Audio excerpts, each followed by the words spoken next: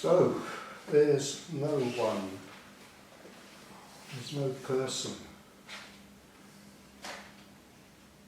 They may feel as if there's a person, but there's no person. What is there then? What there is whatever's happening, whatever's arising. It's tempting to say whatever's happening right now, but now is a time word, so even that tiny little word is a little bit misleading, because now implies past and future. And the contention from here, the suggestion from here, the assertion from here is that there is literally just this, there's just literally what is apparently arising. Because another part of the suggestion from here is that this is a kind of appearance.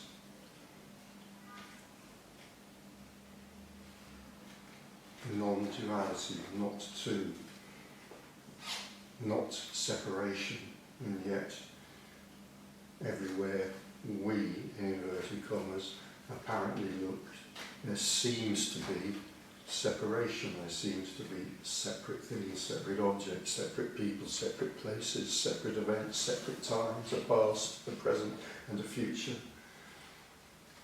And the suggestion from here is that all of that is kind of, we might call it a divine illusion.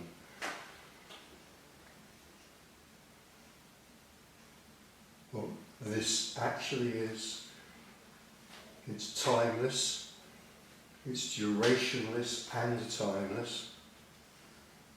It's an appearance, we could say it's an appearance of everything, or a seeming everything, appearing out of nothing.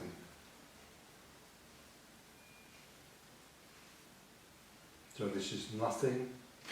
It's easy to say this is nothing and everything. What it actually is, we could say, is nothing appearing as everything. And this isn't some kind of philosophical assertion. I mean, it could be a philosophical assertion, but it's not in this case. What this is an attempt to literally describe the indescribable, to get as close to describing the indescribable as it's possible to get, which is not very close at all, but we're kind of stuck with words and ideas if we're going to try to communicate about this. It's a literal attempt to describe what's seen when the apparent self falls away.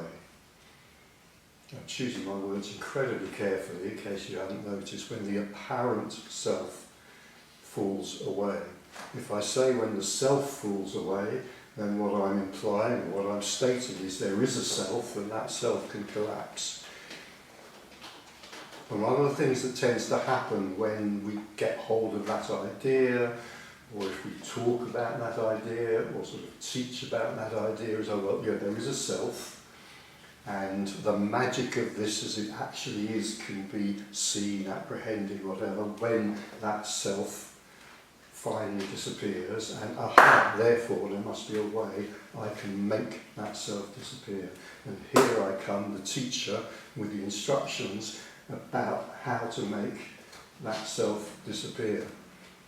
I mean, even from that little description, you know, it may be quite easy to see the kind of the obvious circularity or the obvious fallacy in all of that, because if the self is unreal, then it can't make itself disappear. And that's the assertion from here. The self is indeed unreal, and that may be seen. But that's not in my power, because there is no me. That's not in your power, because there is no you. It's at this point, if you haven't noticed already, I might point it out, it's at this point that this communication can begin to become quite frustrating, if it hasn't already. One of the most frustrating things, I mean, you know, the apparent people sitting in this room with apparent histories, you know, may have apparent pasts. I must drop that linguistic habit. of spiritual seeking, for example. I certainly had that. And it's very, very frustrating to come up against what is really a brick wall. It's a non-existent brick wall, which is only an apparent brick wall, but to come up against a brick wall, which the mind tends to hear as, oh, there's nothing I can do about my predicament. Now that is absolutely not what's being said here, absolutely not, but nevertheless it's very natural for the apparent mind to hear that in this communication. Okay, so there's nothing I can do about my predicament. This is a communication of helplessness. Oh God. It's not that at all, but it's natural for the mind to hear it.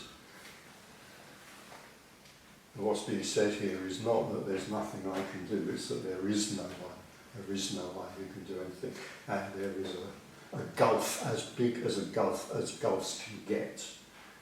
Between those two statements, there's such thing as a mega gulf, there's a mega gulf between those two statements. There's nothing I can do. There's no one who does anything. There's no one who ever has done anything.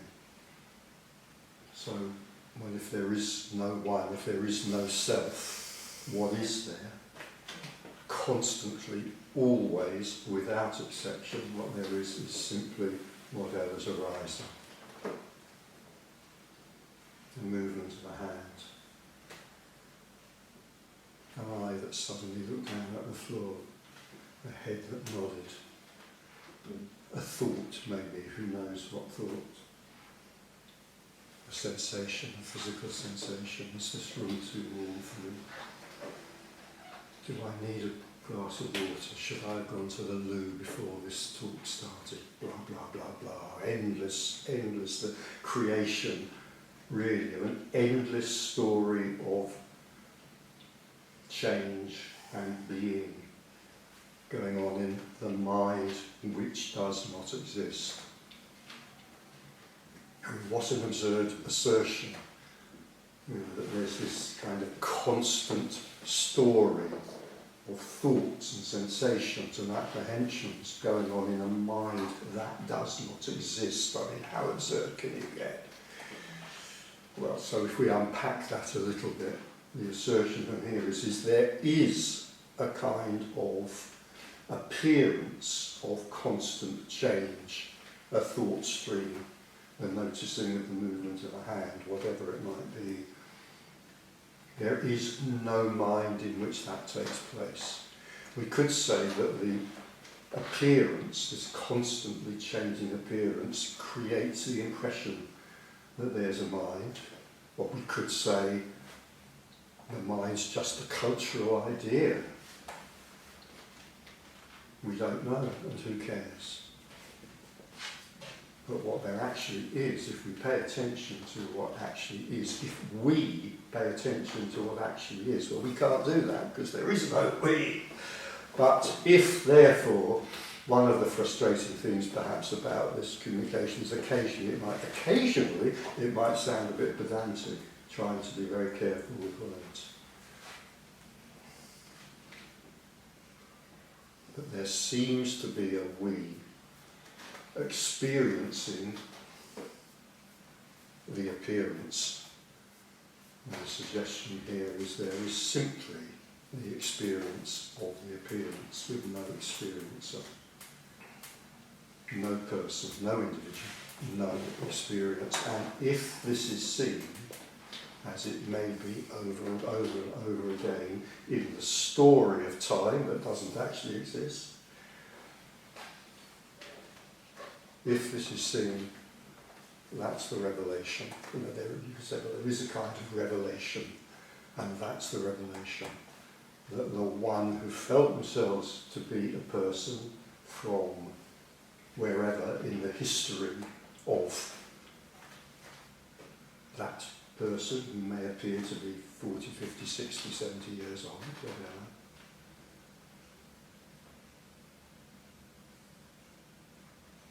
that appearance, that solidity, has always been a kind of illusion. always been a kind of an illusion. And I always gloss that word, illusion doesn't mean something that doesn't exist, that's just imaginary. Illusion means something that's different to how it appears. So if we pretend for the moment, because there seems to be in experience, so if we pretend for a moment that there is a flow of time, then actually that flow of time simply consists of impression, impression, impression, impression, impression, dreamless sleep, impression, impression, impression, more dreamless sleep, maybe, impression, impression.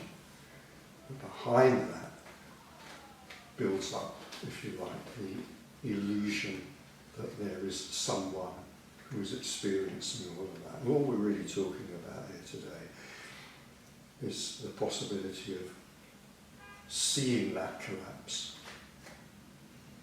Seeing that there is no person who has experiences. There's the appearance of experience, including thoughts and sensations and memories and thoughts about the apparent future and so forth, but there's no one behind that having those thoughts, apprehensions and experiences. What's behind that is simply emptiness. Everything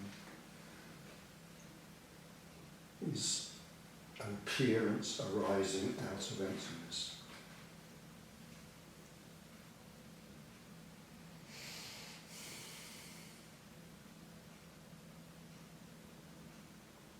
And emptiness is silent, and emptiness is motionless. These sounds are the sounds of silence. I was trying to avoid that because of the, never mind. The cultural things that go with that phrase, but never mind that. This voice is the sound of silence, with apologies to Paul Simon. And the movements of this hand are the movements of stillness. When this is seen, it's like the difference between sound and silence, and the difference between movement and stillness collapses when it's seen that all movement is still and all sound is silence.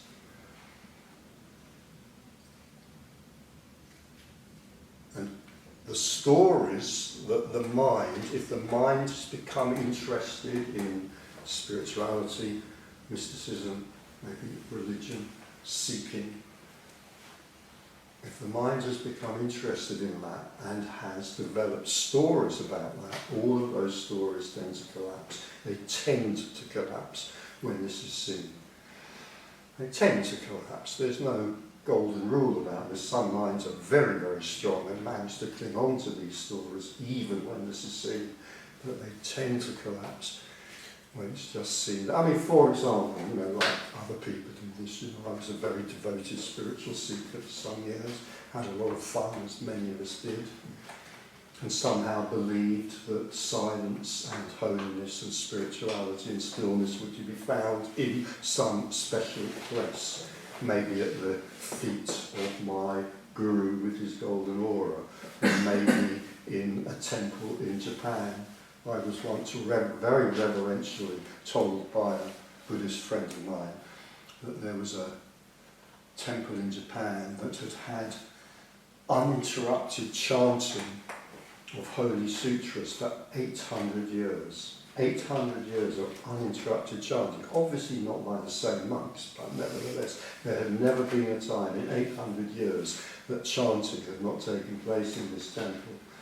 And the kind of mind that received that news many years ago went, this apparent mind, he went, oh my God, that sounds just so wonderful. I almost didn't quite, but I almost started booking my airline tickets immediately. I mean, how wonderful it must be. I mean, just imagine it, the wonder of standing in and sitting in, or even being within a mile of the golden aura of such a place, of being able to meditate in such a place.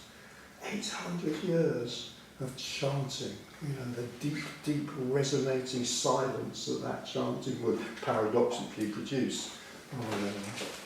And then there's kind of a flash of seeing, And it just becomes ridiculous when it's seen that Piccadilly Circus on the busiest Saturday afternoon of the year is just as silent as anything possibly could be, because everything is equally silent.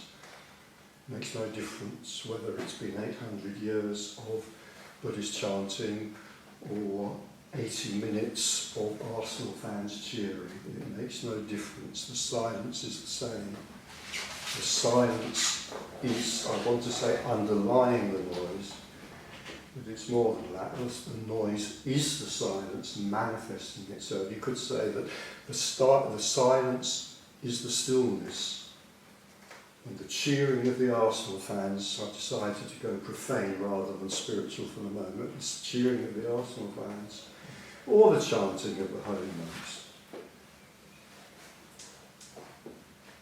That's the sound, that is the sound of silence, and the movement of the taxis and the bicycles and the pedestrians and the buses through Trafalgar Square, Piccadilly Circus, wherever. That is the movement of stillness. It's no different. It's no different. And even a split second of singing can reveal that. Can reveal, if you like, another way of putting this is to really write that the three-dimensional is actually two-dimensional. There's no space, there's no time, there's no movement, there's no sound, and yet all of this appears to be happening. All of it appears to be happening. So we could say, actually, yeah, all of that actually exists. Yes, it does exist as an appearance, just as in a dream. Some of you may remember the dream you had last night, or the dream you had the night before, or whatever. Just as in a dream, there can be this tremendous fullness and activity and people and movement and story and emotions, and it has no reality except as a dream. You could say the same for this. This has no reality except as a dream. This is the dream of oneness. That's probably enough by way of introduction. So I think I'll just pause there. And there are any questions or comments or argument or dispute or whatever, or there won't be.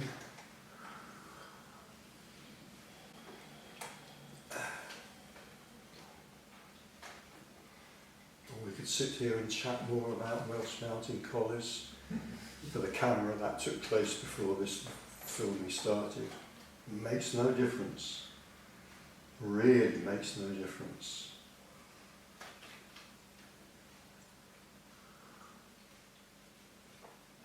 If we think we're looking for something, and I'm making no assumptions about that in here, but if we think we're looking for something, it's so difficult to say this and get it precise.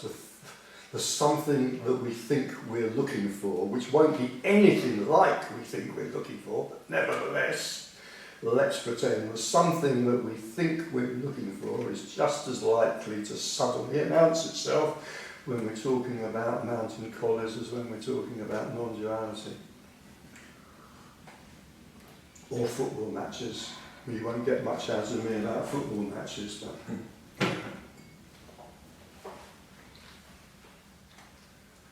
everything is it. Can't get away from it. You can't get away from it. What's more, there's no you who could get away from anything anyway.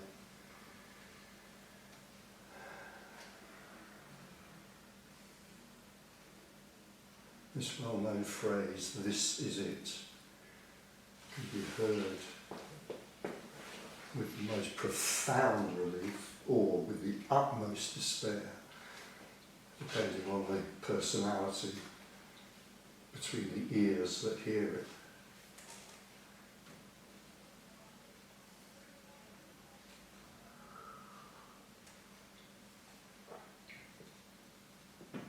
And whatever we try to turn this into, it's natural for the mind to try to turn this into a doing. Okay, there's something here I can do. It's perfectly natural.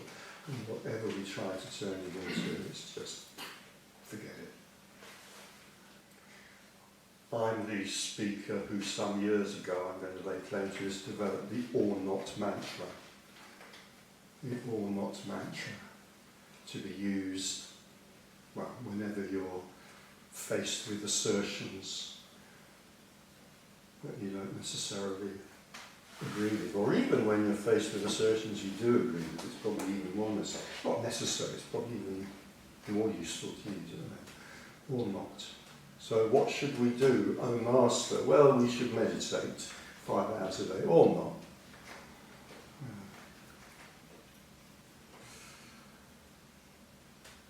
I should bring up all the people I feel that I've wronged during my life at 4 o'clock in the morning and apologise to them to free myself of the karma that I've incurred, or not, or not, or not. I should self-inquire, or not. I should chant sutras, or not. You get the point. But the point is really that there's no one doing any of that anyway.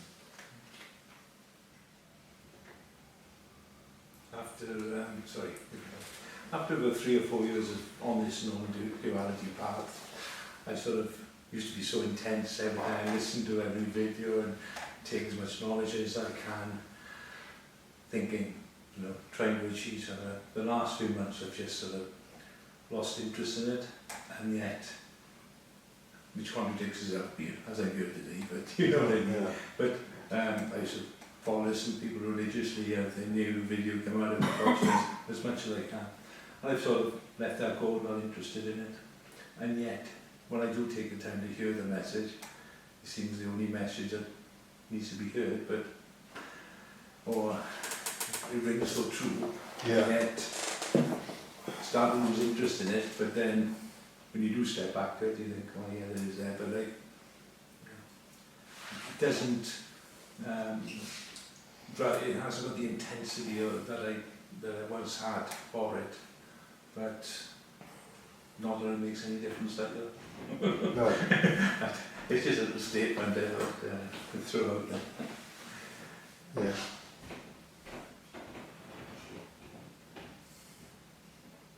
I think that's quite a common phenomenon. Yeah. Yeah. It was the same here, actually. Yeah. Well, here there was like no interest, no interest, no interest, no interest. Bang. Yeah. Addiction. Yeah. Addiction, addiction, addiction, and then a kind of, Yeah. yeah. But it's different to other spiritual pursuits. The traditional sort of, whatever. You get that. Oh, this is it. This is it. The intensity, and this is the one. But I don't feel that with this message. I still feel I've relaxed with it. Yeah. But it's still the one. I still don't want to look anywhere else. Yeah. But I've relaxed with it. Yeah. I mean, one of the differences, there's nothing to do with this. I mean, the mind's perfectly capable of turning it into doing, looking for oneness everywhere. There is it. Oh, it's got to be here somewhere, oneness. Yeah. I mean, the mind can do that, but there isn't actually any encouragement in this to do anything. I mean, that's really one of the profound differences between this and spiritual path. I mean, the kind of clues in the word path, isn't it? That very profound, deep and unending doing with a spiritual path, which can be great fun and very entertaining. Yeah. And sometimes psychologically useful, and sometimes psychologically damaging. Yeah. And 20 minutes a day meditating is never enough. It needs to be an hour, then it's like 2 hours, and then it's like get up at 5 o'clock in the morning and meditate for 2 hours, then drive an hour to work, and then go day. And all that is it. But if I'm really trying, I just realise it. Yeah. To the point that you stop meditating and yet enjoy silence. And the silence is just open my eyes and just relaxing into it all, really. Yeah. And it's just. I mean, there's nothing here that says stop meditating, by the way. No. Nothing here says meditate or don't meditate. An acknowledgement that meditation will happen or it won't. Yeah. Yeah. I mean, instead of having that dogma, I've got to meditate, got to get up at 5, tired or not, and fapping up. But if there's one thing this message has taught me, there's no need to look anywhere. There's no need to look anywhere else. Yeah, and there's nowhere to look. And there's, Yeah. but it does, whereas previously you say on different other spiritual paths, okay, that one isn't working, don't like that one, let's have a look for another spiritual path. Because I won't be looking for anything else. This is, Yeah. I'm here, if it happens, if it doesn't, just learn to relax and do everything. Yeah. You've introduced that, I usually on a Saturday afternoon like this, at some point I do get around to quoting my one of my favourite quotes from a Buddhist monk, which is relaxation is the key to Buddhahood, right here, right now. Mm. So, I mean, okay, that's put in the language which makes sense for that. Yeah. That constituency is, like the Buddhist constituency, but it absolutely relaxation. This isn't what we're talking about here. Isn't like anything, but if it was like something, it would be relaxation. Right. Yeah. Yeah. Yeah. If there is anything to be done, it would be relaxation. Yeah. If only there was. Yeah. And yet somehow hearing this can produce that. May produce that. Mm. Yeah. Yeah. I think part of that is because, how can I put this? There's something very no, there isn't something very permissive about this. There's something totally permissive about it. Spiritual paths, by their nature, have lots of shoulds and oughts. Mm. And by their nature, shoulds and oughts are not very relaxing. They tend to produce, as the psychotherapists say, shoulds, oughts and musts. They produce hardening of the auteries and masturbation, and neither of these are particularly healthy. And it's just the essence of a spiritual path. The clues in the word path is somewhere to get to. So come on, Yeah. work harder, walk faster, meditate longer. Or you'll never get to the goal. Mm. So there is something implicit in the spiritual path that can be counter-relaxing. It doesn't have to be, but can be counter-relaxing, whereas it's heard by the mind. There's nothing to do here. No, there's nothing to do. There's no one to do anything. Even more profound than there's nothing to do. There's no one to do anything. Doing happens. Doing happens of its own accord. It's amazing in a way, we wake up every morning in the history of time, in the story of a person who lives in time. We wake up every morning and there the world is. The ultimate free gift, we could say, the absolute ultimate free gift, experience. As soon as we're out of dreamless sleep, it could be into a nighttime dream, or it could be into this waking dream. But as soon as we're out of nighttime, dreamless sleep, experience is happening. No need to make it happen. Meing is happening. The I appears, whatever. Personing happens, maybe. All of it without any effort on what seems to be my part. It just arises. It just arises. Everything just arises. And yet the mind goes, I've got to make an effort. Meditate harder, meditate longer. Yeah.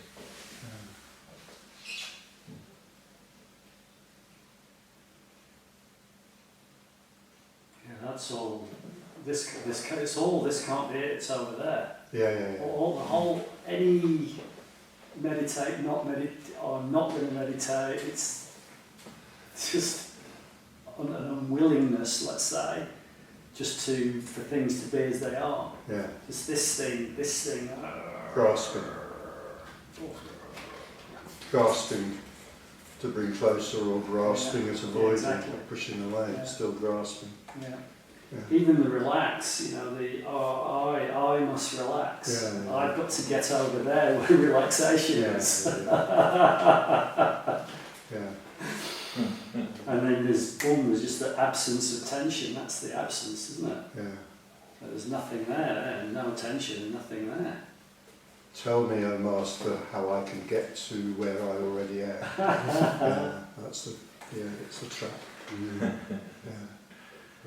Yeah, so stay, surrender, let go, relax. It's all that. Yeah, well, try it. Yeah, exactly. Exactly. It's all over there. Yeah. It's all not here. So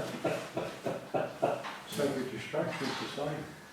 So every distraction is the same. It is it. Distracting you. The distraction is it. Distracting it. Yeah. Yeah. The thought about the argument I had with my brother yesterday, which comes up and disturbs my sacred meditation, is of course also it. Yeah. Yeah. I mean, the clue is in that phrase that most of us would have read or heard over and over again from different speakers and writers, you know, is it. What do you mean by this? Well, anything and everything. It's all modern day distractions, televisions, holidays, new cars, better jobs, all of it. Sounds wonderful, I doesn't it? know, it's just all distraction, isn't it? Well, distraction from what? Exactly. It's just what's happening again, isn't it? New car is happening, or old car breaking down, maybe happening. Yeah.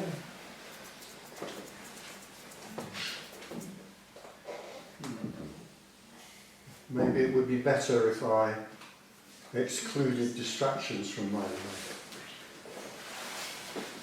You know, and then there'll be more space for holiness. No, distractions are also it.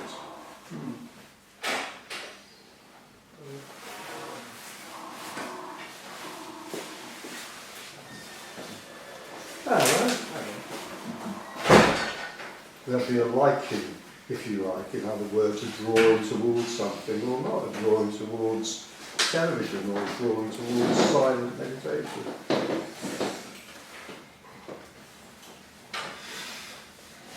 It's just what's happening in either case.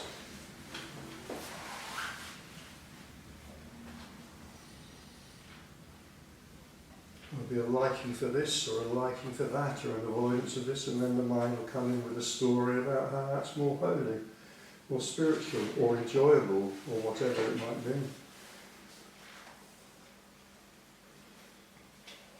Or it's my little failing, or it's my little foible, or it's because I'm so holy, whatever.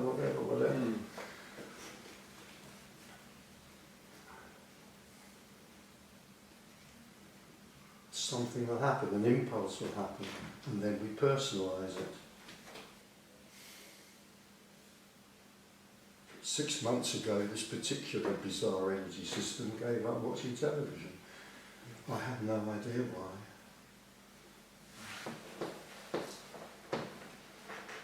But I bet I could earn some holy brownie points with that, if I presented that fact to the right audience, an audience who was steeped in purity. Oh, that's good, that is. Oh, doesn't watch Crossroads. Actually, never did watch Crossroads, but never mind. But you know what I mean. Yeah. The purity trap. Yeah, but at the same time, I stopped eating chocolate biscuits, so I have no idea why I've come. No, neither have I. We don't have a television or a chocolate. Well, we do have chocolate biscuits here, yeah, so no use to you, no. Okay, well, we'll charge you slightly less this week.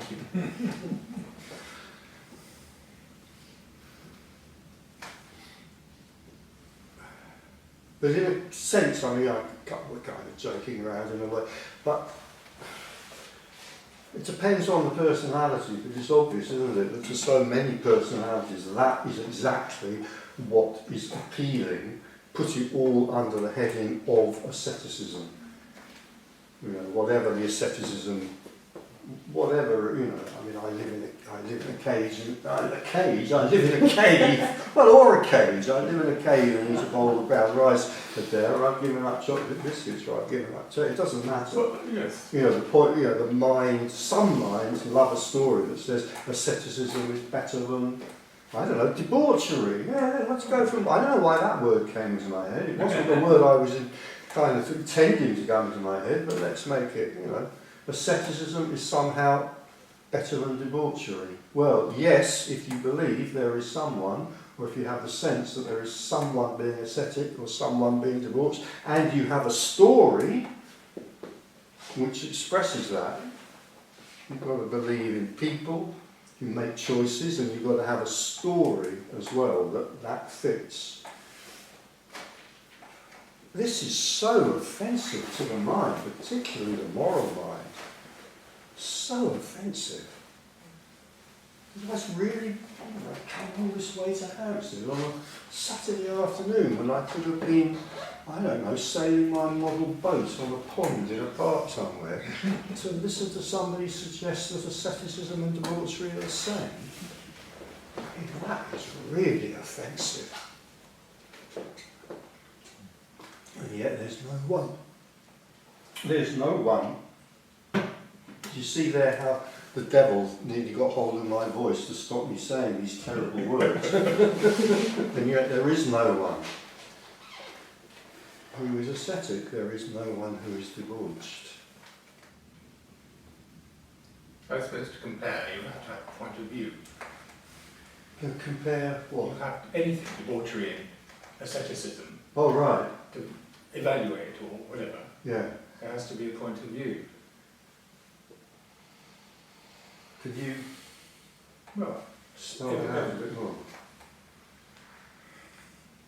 it depends if you where you're looking from. You're looking from some set of ideas, it look one way, another set of ideas, it might look another way. There's got to be a point of view. Oh, I otherwise- see, yeah. That's all. Yeah. That's all there Yes. is to it.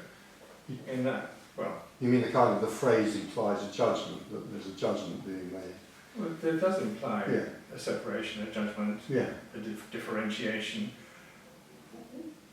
which in most ways of looking there is, but Yeah. obviously.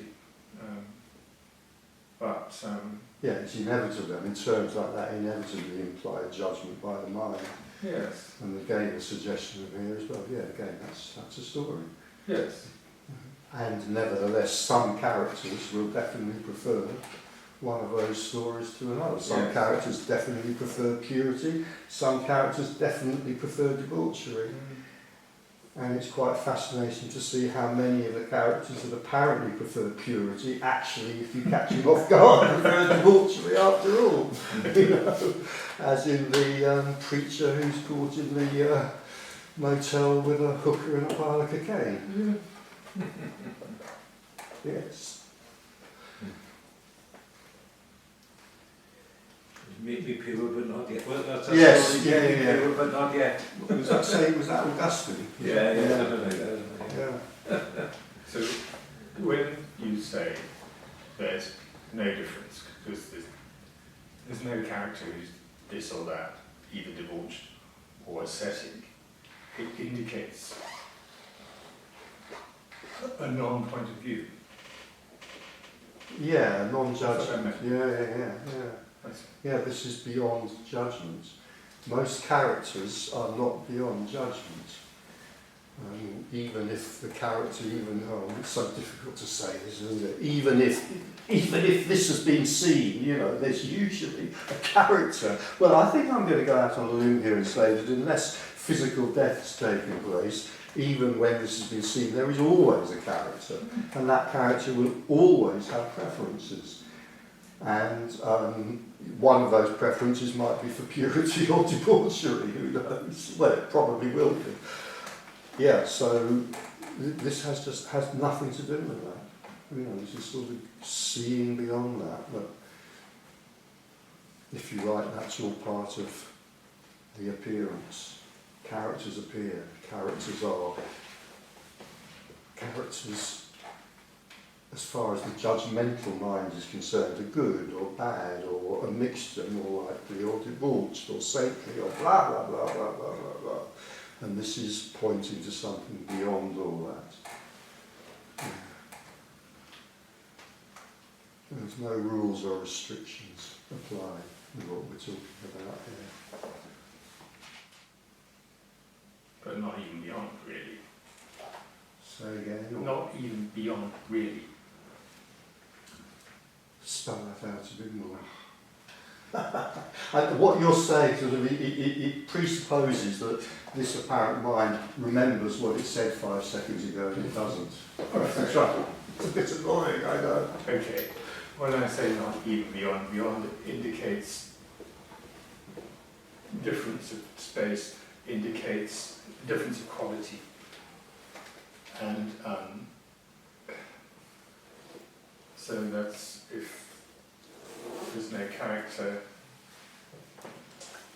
it's integral, just integral. Right. Yeah. Is what And of course, unless physical death has occurred, there is always character as well, Yes. of course, giving a certain flavour. Yeah. Yeah. Maybe up to a certain point, we tend to think of character as who we really are. And then beyond that, we recognise that character is not who we really are. And then beyond that, we realise that there is no who we really are.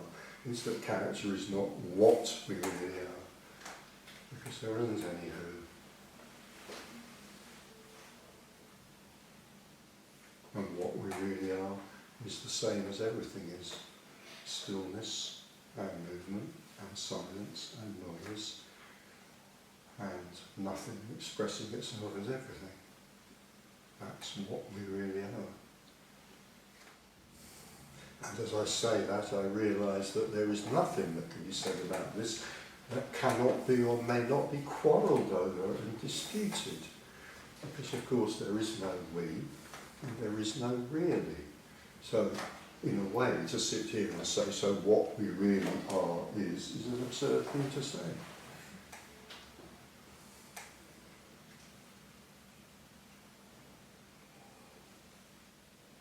There is no what we really are. What there is what appears to be happening. Silence and stillness manifesting as movement and noise. In the same way, metaphorically, not in the same way literally, but it's a reasonable metaphor, in the same way metaphorically that a film on a cinema screen, it's a film of Hamlet or whatever on a cinema screen, is an appearance. It seems to manifest movement and noise and life and character and motivation and feeling. And of course, all of that is an illusion. All of that is an appearance, as this is. This is the divine illusion. Just as at the cinema it's the Odeon's illusion. This is the divine illusion. You mentioned the word emotion, say when you're watching the screen. You mentioned the word emotion when watching a film, for example. And when those emotions rise, is that just something that's apparently happening and nothing more? Yeah. Yeah, okay. Yeah, like everything else arising. Everything that's arising is whatever's arising. But of course, having said that, the mind which does not exist, the mind that appears to exist, is quite likely to take hold of those emotions and construct a story around them. Yeah, yeah. And what's that story? It's another series of thoughts, Yeah.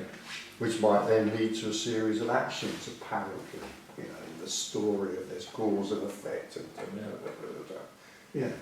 Release the story to something you think is in your past, and then you build the story, and then Yeah.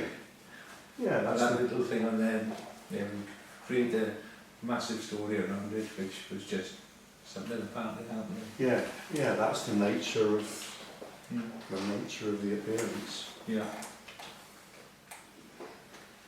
This lives in meaning, it lives in time, it lives in a story, it lives in meaning, it lives in good and bad, better and worse. It lives in making a lot of mischief out of a lot of that stuff. Ah, it's a nice sunny day today. Now, how can I make some mischief?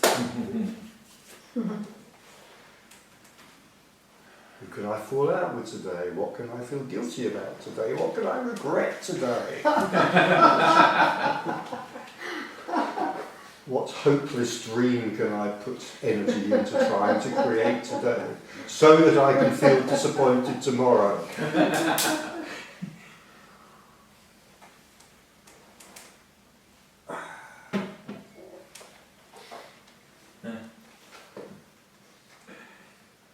What story can I tell to my psychotherapist today?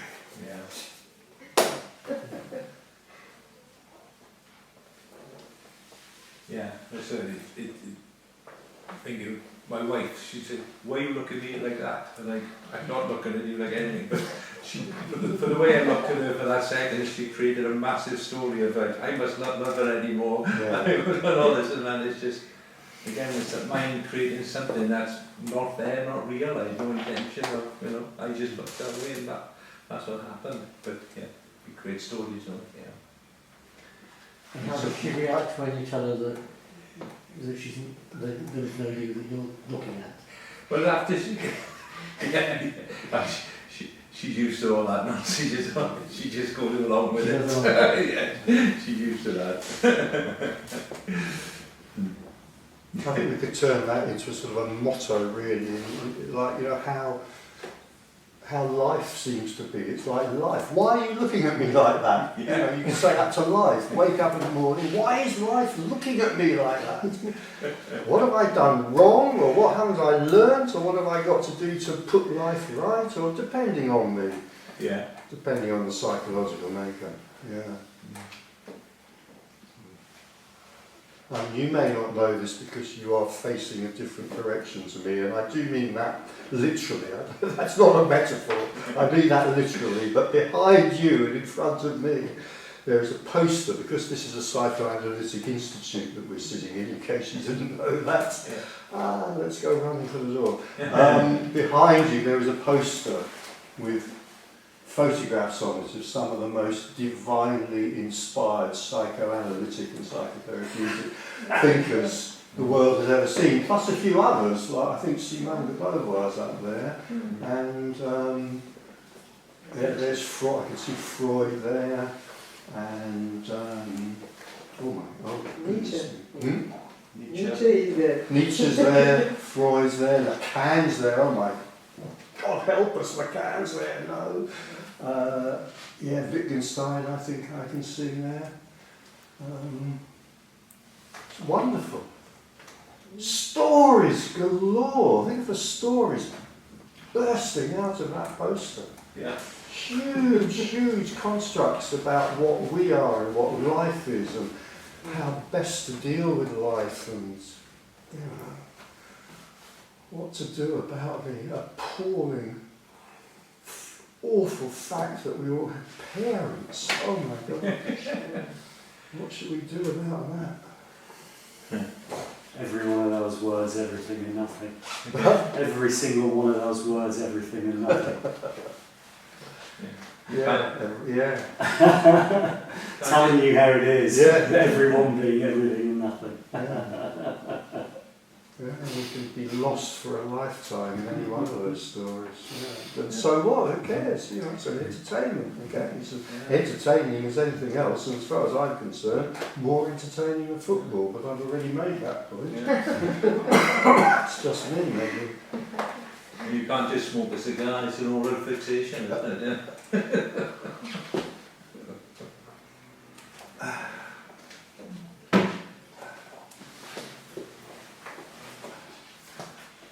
Well, if I tell you that I'd rather sit in a lecture about Jacques Lacan than go and watch a football match, you can tell how much I truly detest football.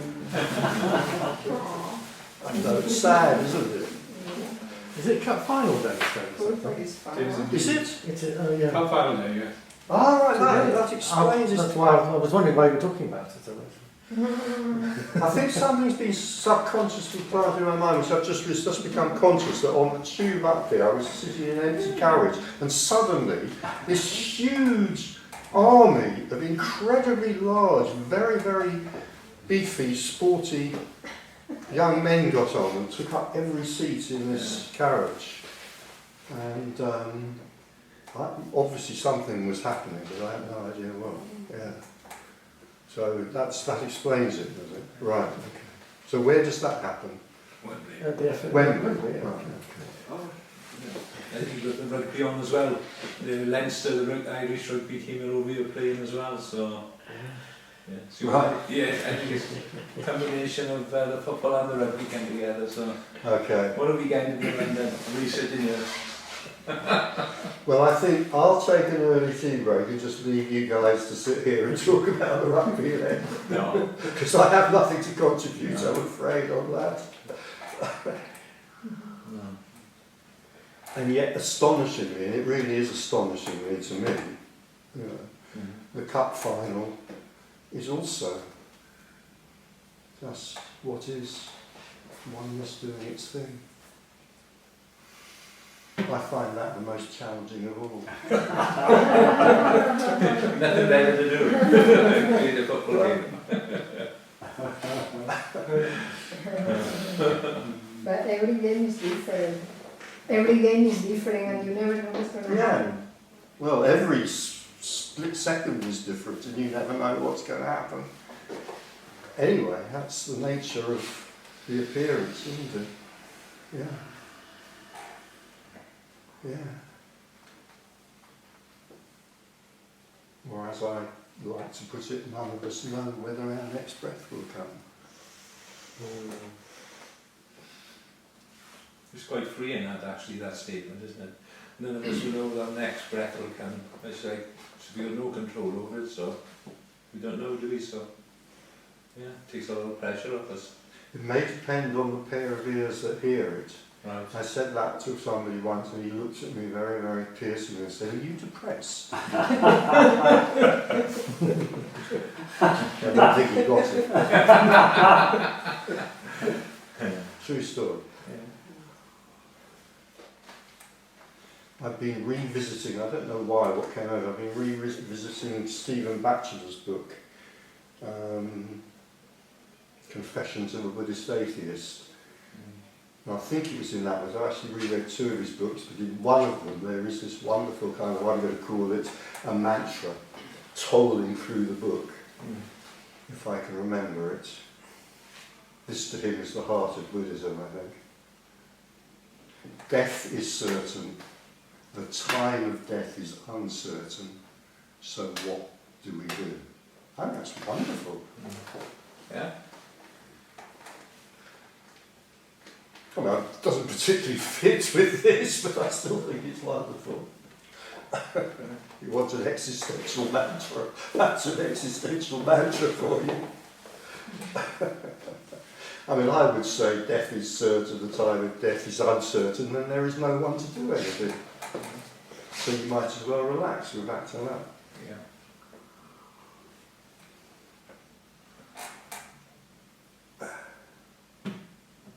When you said, I don't know, you were entirely joking when you said this mind doesn't remember what it said 5 minutes ago. No, I wasn't joking You at didn't all. think you No, were no, joking. completely. So I'd like to possibly explore that situation. Explore what? That, No. no, I said it, not you. Yeah. So that is, presumably then, that is always the case, although we think we have memory. What's always the case? That what is thought, said, done, felt is of the moment, of the split, whatever, Yeah.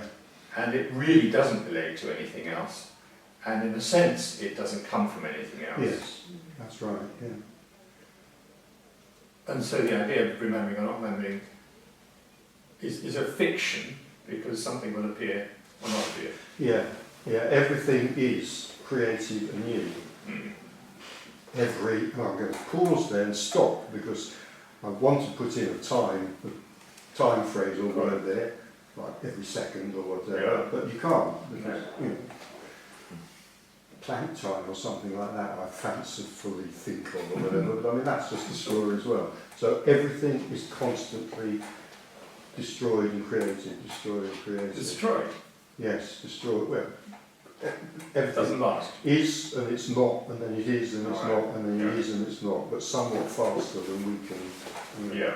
I wish I could. I've just been reading another book on Buddhism, which has got actually I've got it on my phone somewhere. I might find it in the tea break.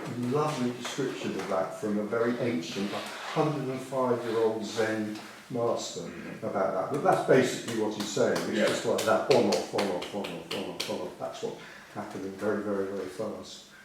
And it's kind of sort of interesting in a way that, you know, particle physics is taking us down that same route now. And now I've lost track of what you were saying, you see. So it's about memory. Well, you wouldn't have said that if you really lost track.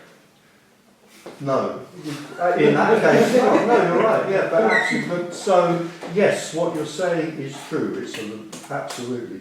And in the story of a character, for example, there are characters who are literally senile, and who do not. A friend of mine's Aunt Beryl, for example, at the age of 100, could have an extremely intelligent conversation. You know, absolutely nothing wrong on that level whatsoever. But a minute later, she wouldn't know anything about it. So you could have the same conversation over and over again, which is quite common with some forms of depression. So there's that as well. So yes to what you're saying, and also in the story of a character, you may have a character who has no grasp or has very little grasp of what they apparently said 30 seconds or a minute ago.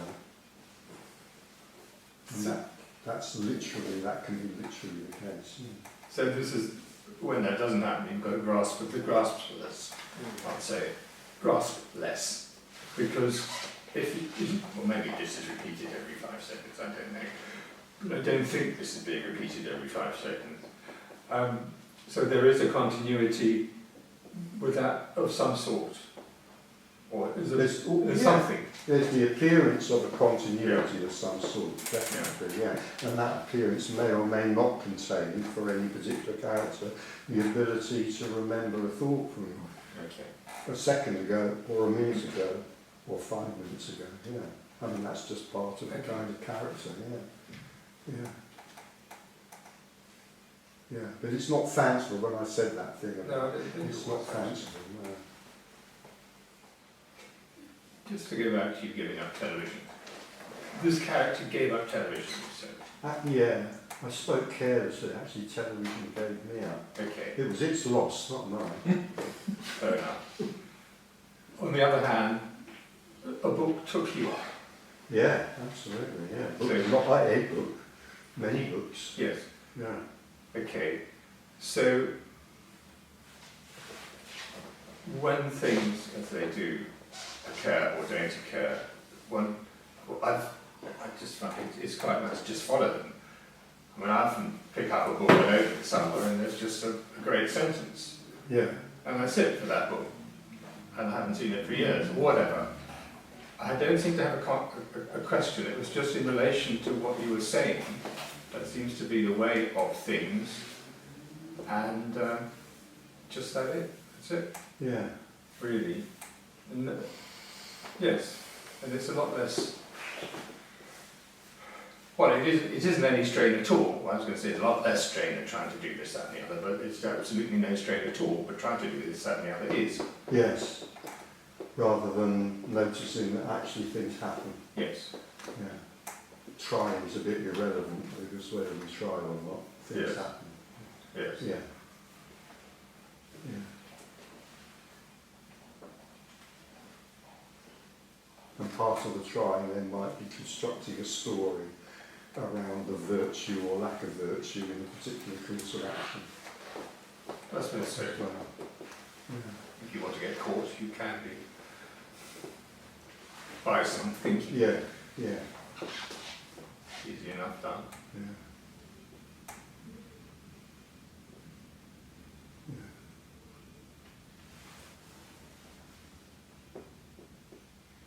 the books that you read then, you mentioned twice you're reading Buddhist books. Yeah. Is that because... I'm going apostate.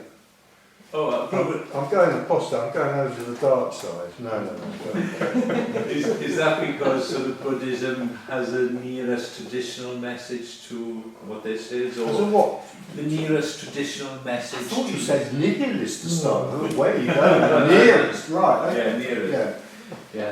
Yeah, nearest traditional message to this message, and so that still interests you, or do you think it's still just that's what interests your character? Yeah.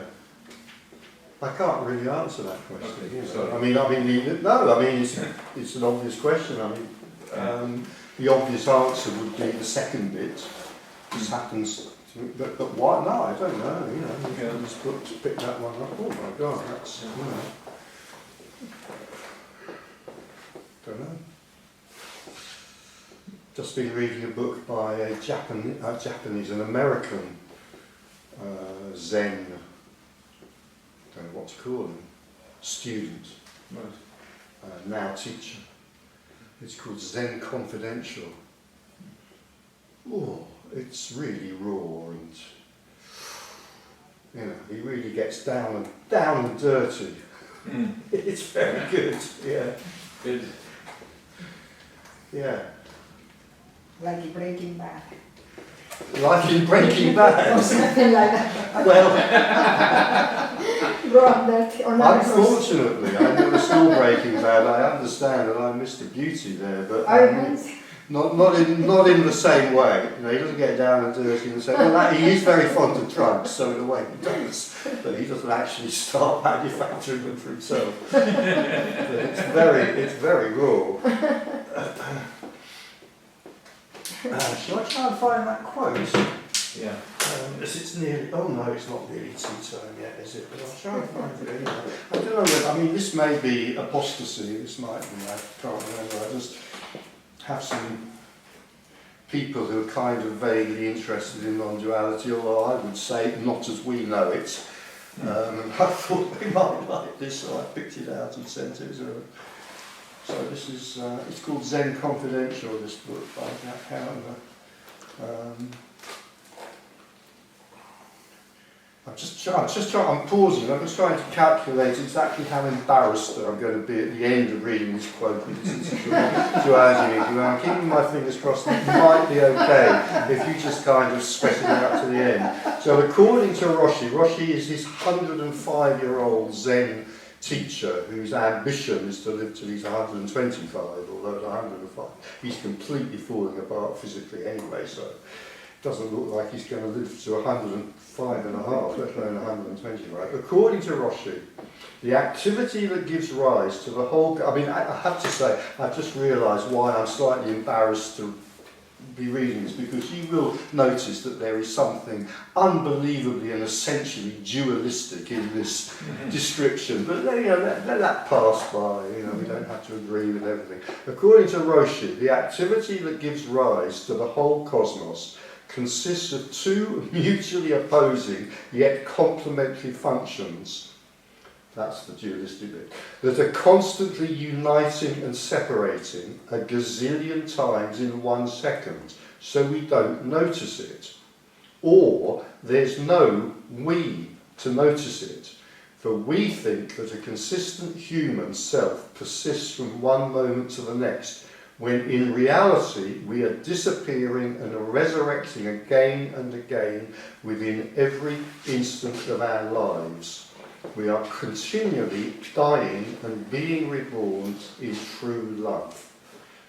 I think, now I regret reading the first part of that to you. I knew it was going to kind of offend us with its dualistic view, but I think the second part of that is absolutely wonderful. I think the last part is the best. It's wonderful. The absolute love.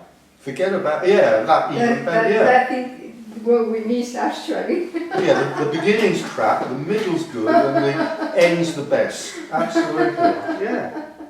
We are continually dying and being reborn in true love. You know, an outpouring of unconditional love. Yeah, well, it doesn't look like it, mate. No, that's true. It doesn't always look like that. Yeah. And appearances can be deceptive. Yeah. We think that a consistent human self persists from one moment to the next, when in reality we are disappearing and resurrecting again and again within every instant of our lives. On off, on off, on off. Too fast to notice. So nothing's fixed then. Nothing's fixed then. Nothing's fixed. Yeah. No, of course not. Absolutely nothing's fixed. Yeah. Apart from our views, opinions and ideas, nothing in actuality is fixed. Maybe that's why our views, opinions and ideas seem to be so, because we can't bear, we as characters can't bear the uncertainty of that non-fixity, that fluidity. It seems so dangerous. It seems so scary. And so there tends to be the creation of this very, very obstinate, very, very fixed self that says the opposite. These are fixed and these are my opinions and my opinions are right. Yeah. But no, nothing's fixed. Nothing's fixed, not even the tea time of the tea break. Even that's not fixed. You may be disappointed to hear. Yeah. And even worse, James isn't here to make the tea. No. And yet somehow, whatever this apparent structure is, who knows what this really is, this apparent structure, this thing that seems so solid and alive and able to interact and so on. But somehow when that collapses, that which cannot be perceived by the sensory organs is nevertheless perceived when this collapses. The emptiness of what seems to be solid and the stillness of what seems to be moving and the silence of what seems to be raucous.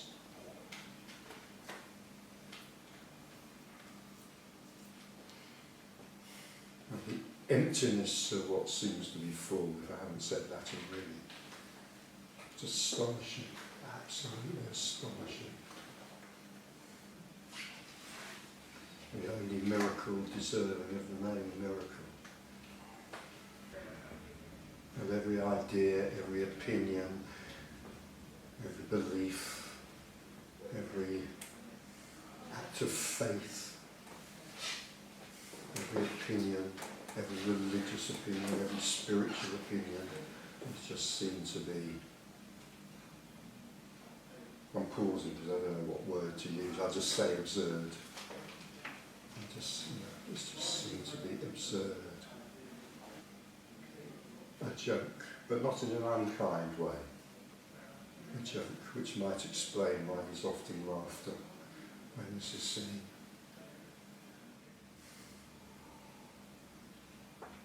Shall we have a cup of tea?